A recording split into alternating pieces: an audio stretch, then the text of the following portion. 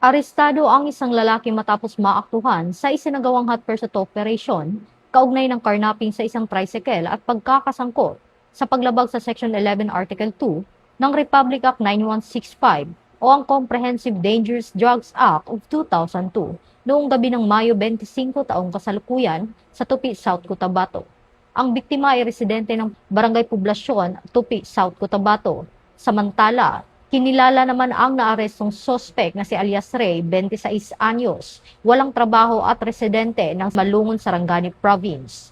Batay sa ulat, personal na nagtungo sa himpilan ng pulisya ang biktima bandang alas 11 ng gabi upang i-report na nawawala ang kanyang pulang Rusi tricycle, iniwang nakaparada sa kanyang tahanan na may nakakabit pang susi. Mang nagsagawa ng hot pursuit operation at naglatag ng checkpoint ang mga operatiba sa kahabaan ng National Highway sa Purok 10A, Barangay Poblasyon, Tupi, South Cotabato upang matukoy at maaresto ang sospek.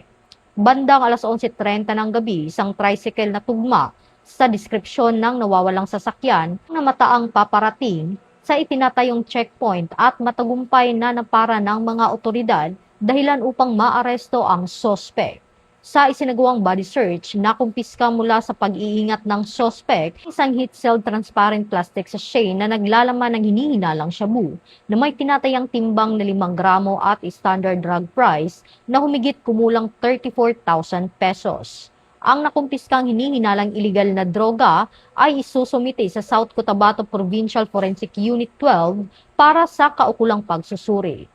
Kasalukuyang inihahanda ng Tupi Municipal Police Station ang kasong paglabag sa Republic Act 10883, Anti-Carnapping Act at Section 11 Article 2 ng Republic Act 9165 o ang Comprehensive Dangerous Drugs Act of 2002 para sa inquest proceedings sa tanggapan ng Piskalya sa Pulumulok, South Cotabato.